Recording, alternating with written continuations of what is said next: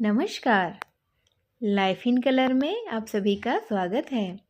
आज हम सुनते हैं कलम के जादूगर मुंशी प्रेमचंद जी की कहानी मिलाप। लाला ज्ञानचंद बैठे हुए हिसाब किताब जांच रहे थे कि उनके सुपुत्र बाबू नानक चंद आए और बोले, दादा, अब यहाँ पड़े पड़े जी उकता गया है।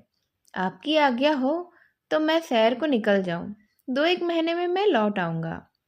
नानकचंद बहुत ही सुशील और नवयुवक था। रंग पीला, आंखों के गिर्द हल्के स्याह धब्बे, कंधे झुके हुए।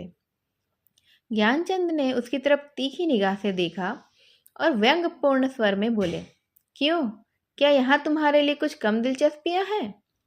ज्ञानचंद ने बेटे को अपने सीधे रास्ते पर लाने की बहुत ही कोशिश की थी, मगर वह सफल ना हो पाए थे। उनकी डांट फटकार और समझाना बुझाना बेकार ही हुआ था। उसकी संगति अच्छी ना थी, पीने पिलाने और राग रंग में डूबा रहता था। उन्हें यह नया प्रस्ताव क्यों पसंद आने लगा? लेकिन नानकचंद उसके स्वभाव से परिचित था। बेधड़क बोला, अब यहाँ जी नहीं लगता। कश्मीर की बहुत तारीफ सुनी है मैंने, अब वही जाने की मैं सोचता हूँ। ज्ञानचंद, बेहतर है, तशरीफ ले जाइए। नानकचंद हंसकर बोलता है, रुपये कौन दिलवाएगा? इस वक्त 500 रुपये की मुझे सख्त ज़रूरत है। ज्ञानचंद, ऐसी फिजूल बातों का मुझसे जिक्र ना किया करो, मैं तुमको बार बार पहले ही समझा चुका हूँ। नानकचंद ने हट करना शुरू कर दिया और बूढ़े लाला इनकार करते रहे। यहाँ तक कि नानकचंद झुंझला कर बोले, अच्छा, कुछ मत दीजिए, मैं यूं ही चला जाऊंगा। ज्ञानचंद ने कलेजा मजबूत करके कहा, बेशक, तुम ऐसे ही हिम्मतवर हो। वहां भी तुम्हारे भाई बंधु बैठे हुए हैं ना? नानकचंद, मुझे किसी की परवाह नहीं है। आपका रुपया आप ही को मुबारक रहे। नानकचंद की यह चाल कभी पट नहीं पड़ती थी। अकेला लड़का था। बूढ़े लाला साहब ढीले पड़ गए। रुपया दिया, खुशामद की, और उसी दिन नानकचंद कश्मीर की सैर के लिए रवाना हो गया। मगर नानकचंद यहाँ से अकेला न चला। उसकी प्रेम की बातें असफल हो गई थी। पड़ोस में बाबू रामदास रहते थे। बेचारे बेहद सीधे साधे आदमी थे। सुबह दफ्तर जाते और शाम को आते, और इस बीच नानकचंद अपने कोठे पर बैठा हुआ उनकी बेवा लड़की से मोहब्बत के इशारे किया करता था। यहाँ तक कि अभागी ललिता उसके जाल में आ फंसी थी। भाग जाने के मंसूबे भी हुए। आधी रात का वक्त था। ललिता एक साड़ी पहने अपनी चारपाई पर करवटें बदल रही थी। जेवरों को उतारकर उसने एक संदूकचे में रख दिया था। उसके दिल में इस वक्त तरह तरह के ख्याल दौड़ रहे थे और कलेजा जोर जोर से धड़क रहा था।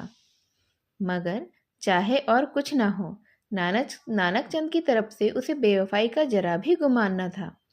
जवानी की सबसे बड़ी नेमत मोहब्बत ही तो है, और इस नेमत को पाकर ललिता अपने को बेहद खुशनसीब समझ रही थी। रामदास बेसुध सो रहा था कि इतने में कुंडी खटकी। ललिता चौंक कर उठ खड़ी हुई। उसने जेवरों का संदूकचा भी उठा लिया। एक बार इधर उधर हसरत भरी निगाहों से देखा और दबे पांव चौक चौक कर कदम उठाती दहलीज में आ गई और उसने कुंडी खोल दी। नानकचंद ने उसे गले से लगा लिया। बग्घी तैयार थी। दोनों उस पर ही जा बैठे। सुबह को बाबू रामदास उठे। ललिता कहीं दिखाई नहीं दी। घबराए, सारा घर छान मारा, कुछ भी पता न चला। बाहर की कुंडी उन्हें खुली देखी। बग्घी के निशान भी नजर आए। सिर पीट कर बैठ गए। मगर अपने दिल का दर्द किससे कहते भला? हंसी और बदनामी का डर जबान पर मोहर हो गया। मशहूर किया कि वह अपने ननिहाल को गई है। मगर लाला ज्ञानचंद सुनते ही भाप गए कि कश्मीर की सैर के कुछ और ही माने थे। धीरे धीरे यह बात सारे मोहल्ले में फैल गई। यहाँ तक कि बाबू रामदास ने शर्म के मारे आत्महत्या कर ली। मोहब्बत की सरगर्मियां नतीजे की तरफ से बिल्कुल ही बेखबर होती हैं। नानकचंद जिस वक्त बग्घी में ललित के साथ बैठा था, तो उसे उसके सिवाय और कोई भी ख्याल नहीं था कि एक युवती मेरे बगल में बैठी है, जिसके दिल का मैं मालिक हूँ। उसी धुन में वह मस्त था। बदनामी का डर, कानून का खटका, जीविका के साधन, उन समस्याओं पर विचार करने की उसे उस वक्त फुर्सत भी नहीं थी। हाँ, उसने कश्मीर का इरादा छोड़ दिया, कलकत्ते जा पहुंचा। किफ़ायत शायरी का सबक न पढ़ा था। जो कुछ जमा जमा था 2 महीने में ही खर्च हो गया। ललिता के गहनों पर नौबत आई। लेकिन नानक चंद में इतनी शराफत तो थोड़ी बाकी थी। दिल मजबूत करके बाप को खत लिख दिया, मोहब्बत को गालियाँ दी और विश्वास दिलाया कि अब आपके पैर चूमने के लिए उसका जी बेकरार है, कुछ खर्च भेज दीजिए। लाला साहब ने खत पढ़ा। तस्कीन हो गई कि चलो जिंदा है, खैरियत से है। धूमधाम से सत्यनारायण की कथा सुनाई गई। रुपया रवाना कर दिया गया, लेकिन जवाब में लिखा, खैर जो कुछ तुम्हारी किस्मत में था वही हुआ। अभी इधर आने का इरादा मत करना, बहुत बदनाम हो रहे हो। तुम्हारी वजह से मुझे भी बिरादरी से नाता तोड़ना पड़ेगा। इस तूफान को उतर जाने दो, तुम्हें खर्च की तकलीफ ना होगी, मगर इस औरत की बाह पकड़ी है तो उसका निबाह जरूर करना, उसे अपनी ब्याहता स्त्री ही समझना। नानक चंद के दिल पर से चिंता का बोझ उतर गया। बनारस से माहवार वजीफा मिलने लगा। इधर ललिता की कोशिश ने भी कुछ दिल को खींचा और गौ शराब की लत उसकी ना टूटी और हफ्ते में 2 दिन जरूर थिएटर देखने जाता था। तो भी तबीयत में स्थिरता और कुछ संयम आ चला था। इस तरह कलकत्ते में उसने 3 साल काट लिए। इस बीच एक प्यारी लड़की के बाप बनने का भी उसे सौभाग्य हुआ। उसका नाम उसने रखा कमला। तीसरा साल गुजरा था कि नानक चंद के उस शांतिमय जीवन में हलचल पैदा हुई। लाला ज्ञानचंद का 50वां साल था, जो हिंदुस्तानी रईसों की प्राकृतिक आयु है। उनका स्वर्गवास हो गया और ज्यों ही यह खबर नानक चंद को मिली, वह ललिता के पास जाकर चीखे मार मार कर रोने लगे। जिंदगी के नए नए मसले अब उसके सामने आए। इस 3 साल की संभली हुई जिंदगी ने उसके दिल, सौदेपन और नशेबाजी का ख्याल बहुत कुछ दूर दूर कर दिया था। उसे अभी अब फिक्र सवार हुई कि चलकर बनारस में अपनी जायदाद का कुछ इंतजाम करना चाहिए, वरना सारा कारोबार में अपनी जायदाद का कुछ इंतजाम ना कर पाया तो धूल में मिल जाएगा। लेकिन ललिता का अब क्या करूं? अगर इसे वहां लिए चलता हूं तो 3 साल की पुरानी जो घटनाएं हैं वह ताज़ा हो जाएंगी और फिर एक हलचल पैदा होगी जो मुझे हुक्काम और हमलोजलहा में जलील कर देगी। इसके अलावा उसे अब कानूनी औलाद की ज़रूरत भी नज़र आने लगी।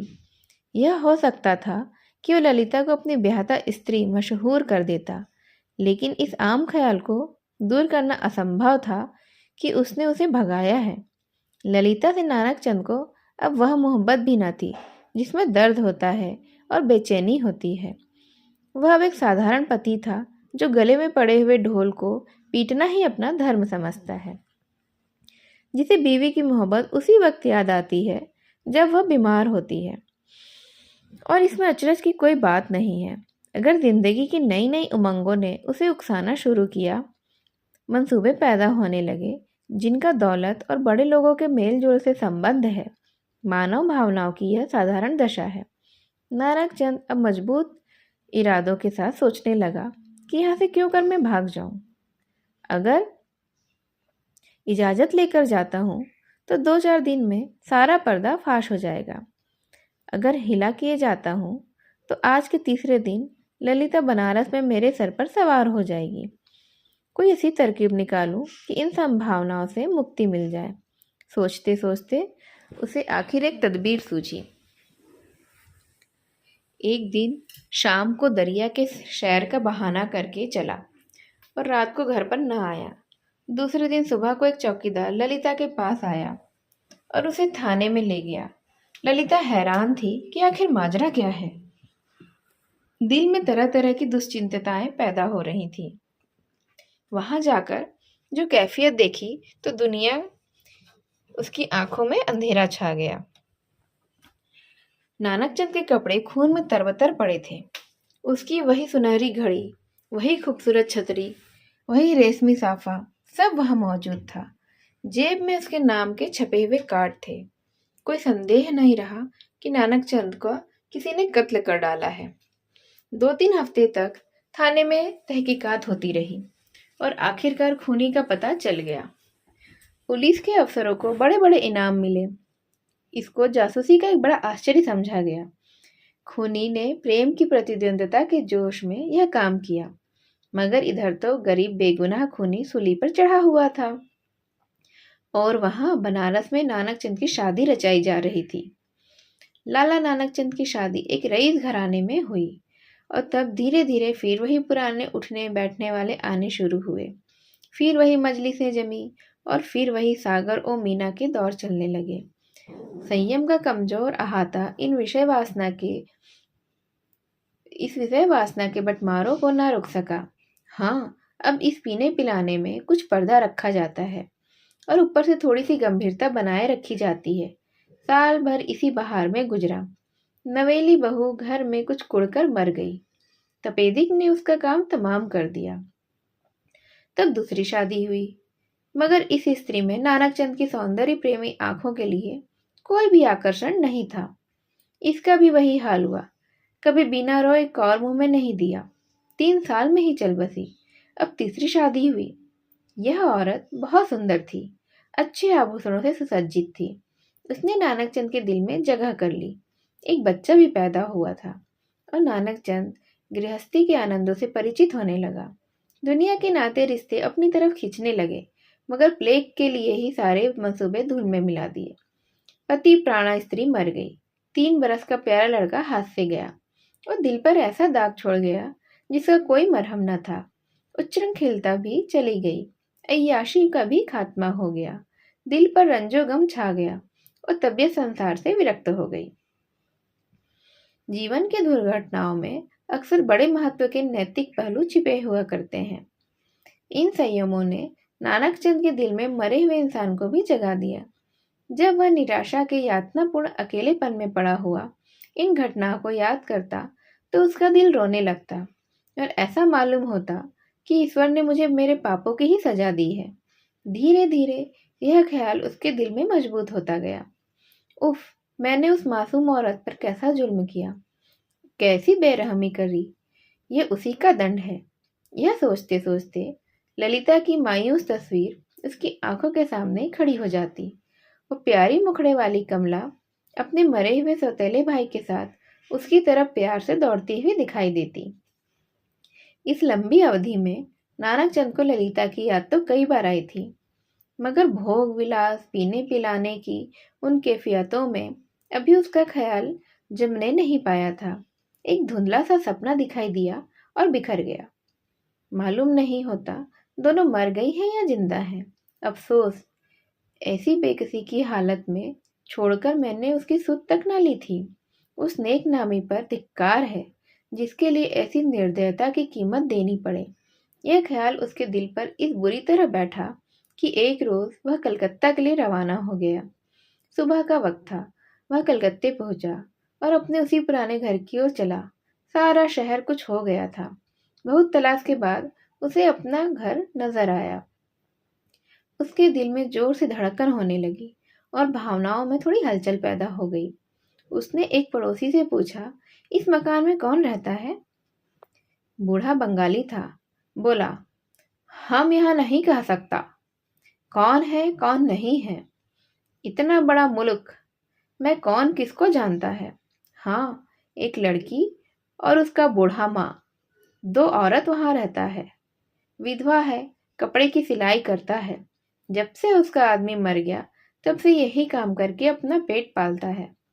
इतने में दरवाजा खुला और एक 13-14 साल की सुंदर सी लड़की किताब लिए हुए बाहर निकली।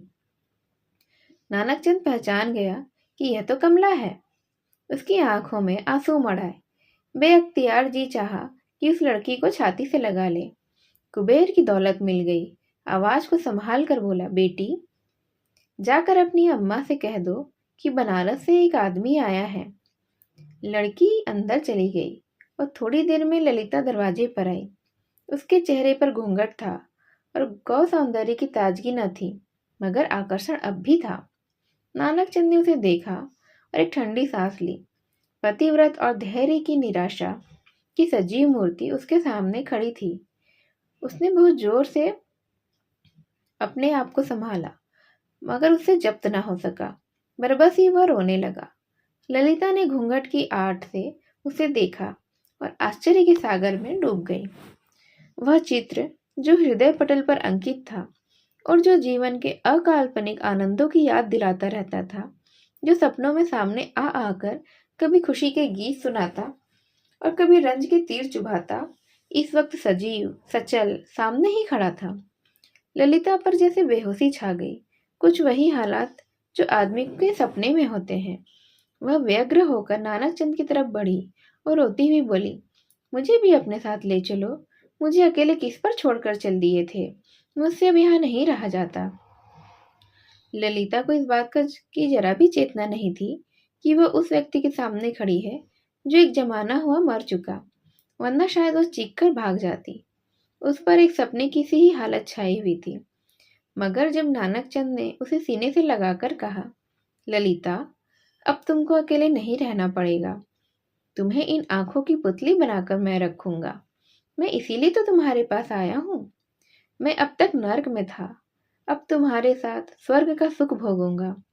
तो ललिता चौंकी और छिटक कर अलग हटती हुई बोली, आंखों को तो यकीन आ गया, मगर दिल को नहीं आता। ईश्वर करे यह सपना ना हो। और वह चुपचाप यूं ही खड़ी रह गई। इस तरह दोनों का मिलाप हुआ और दोनों ने अपने आगे की जिंदगी बेहद ही शांति के साथ और सुखमय जीवन जी। इस तरह यह कहानी यही समाप्त होती है।